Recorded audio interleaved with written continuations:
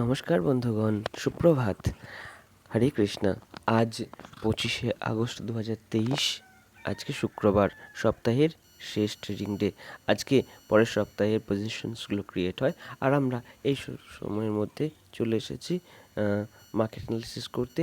Broader মার্কেটে কেমন প্রবণতা রয়েছে সেই অনুযায়ী আমরা ইন্টারডে ট্রেডও এখান থেকে ঠিক অনুমান করতে পারবো। প্রথমে চলে যাব ইউএস ফিক্সের চার্টে। ইউএস ফিক্স নিচের দিকে এসেছিল, কিন্তু ঠিক সেই জায়গায় যেখানে পূর্ববর্তী সময়ে রেসিস্ট্যান্স ছিল মার্কেটে, সেইখান থেকে মার্কেট পুনরায় উপরের দিকে যাওয়া শুরু করে দিয়েছে, অর্থাৎ মার্কেটে স্ট্রেংথ পুনরায় ফিরে এসেছে।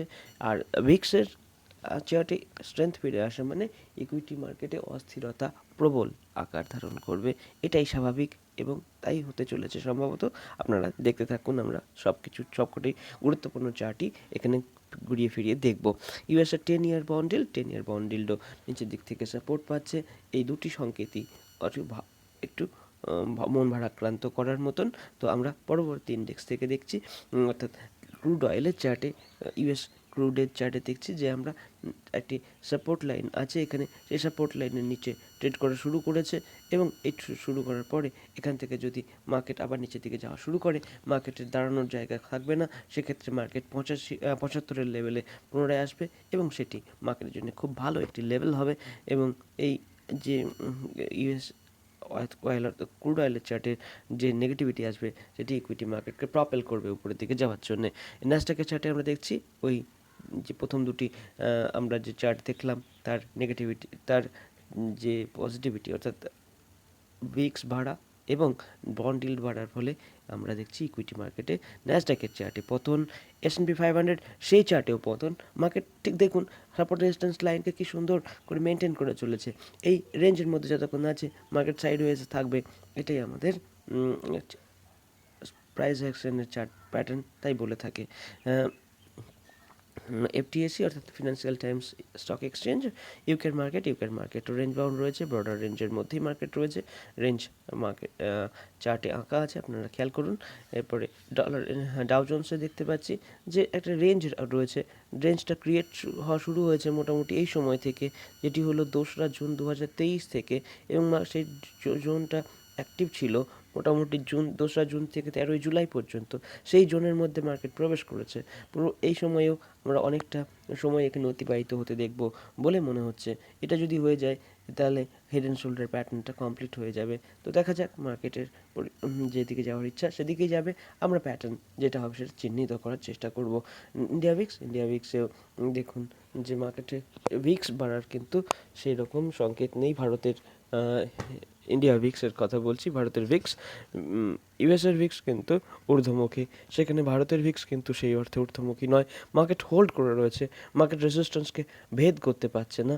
এই যে একটা ট্রেন্ড লাইন ছিল, সেই ট্রেন্ড লাইনকে ভেদ করে উপরের দিকে চলা শুরু করেছে ঠিকই, কিন্তু এই যে আমরা হরাইজন্টাল যে ট্রেন্ড লাইন, যে রেজিস্ট্যান্স লাইনটা দেখছি, সেটি কিন্তু মার্কেট এখনও ভেঙে উপরে যাওয়ার মতন সাহস দেখায়নি। ইন্ডিয়া 10 ইয়ার বন্ডিল্ড ঊর্ধ্বমুখী আছে। মাঝে মাঝে কারেকশন এসে ট্রেন্ড লাইনে সাপোর্ট নিয়ে উপরের দিকে চলে যায়। সুতরাং ট্রেন্ড লাইন যতক্ষণ অক্ষত আছে ততক্ষণ আমরা দেখতে পাবো যে ভারতের বন্ড মার্কেটে ইনফ্লো ঠিকঠাকই চলছে।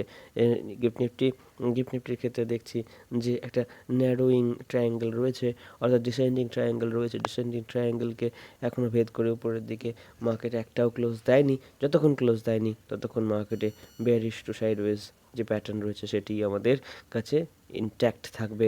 ডলার ইন্ডেক্সের চার্টে তৈরি হয়েছিল কিছুদিন আগে কাপ উইথ হ্যান্ডেল প্যাটার্ন, তার ব্রেকআউট ঘটেছে, এবং ব্রেকআউট ঘটার ফলে মার্কেটের যে গন্তব্যস্থান 105-এর দিকে, সেদিকে মার্কেট ধাবিত হচ্ছে। ইউএসডি আইএনআরে কিন্তু ডলার ইন্ডেক্সের ওই যে এত স্ট্রেংথ, সেটির প্রভাব এখনও পড়েনি। মার্কেট নিচের দিকেই আছে 82.55-এর লেভেলে। এরপরে চলে যাব ইউরো ইউএসডির চার্টে দেখতে পাচ্ছি যে মার্কেট ডলার ইন্ডেক্সের অনুসারী, একদম অপোজিট রেপ্লিকা, অর্থাৎ মিরর ইমেজ দেখা যায় ইউরো ইউএসডিতে, সেটিই চলছে। বল্টিক ড্রাই ইন্ডেক্স কিন্তু নিম্নমুখী। আমরা এই চার্টে ক্যান্ডেলস্টিক চার্টে ঠিকঠাক বুঝতে পারি না বলে একবারের জন্য লাইন চার্টে দেখে নেব। এবং মার্কেটের ওভারঅল প্যাটার্ন কিন্তু ঊর্ধ্বমুখী। তাই মার্কেটকে আরেকটু নিচে আসতে দেখার পর দেখবো, অবজার্ভ করব মার্কেট কি ইউটার্ন নিচ্ছে কি নিচ্ছে না, তার উপরে বিশ্বাস করে আমরা পরবর্তী ডিসিশন নিতে সুবিধা হবে আমাদের। বিটকয়েনের চার্টে দেখছি যে রেঞ্জ বাউন্ড ট্রেডিং চলছে। ব্রডার রেঞ্জে যেমন 25,000 থেকে 30,000-এর মধ্যে রয়েছে। শর্টার রেঞ্জ কিন্তু খুব ন্যারো একটা রেঞ্জ ক্রিয়েট হচ্ছে। বলিঞ্জার ব্যান্ড যদি লাগানো হয় দেখতে পাওয়া যাবে যে বলিঞ্জার ব্যান্ডের একদম ন্যারো হতে দেখব। যদি শর্ট পিরিয়ডে বলিঞ্জার ব্যান্ড দেখি তাহলে মার্কেট এখানে কিন্তু ন্যারোয়িং প্যাটার্ন দেখাচ্ছে। মার্কেটে ভলাটিলিটি কমে এসছে। এরপরে যখন ব্রেকআউট বা ব্রেকডাউন দেবে তখন এর ইম্প্যাক্টটা জোরদার ইম্প্যাক্ট দেখা যাবে।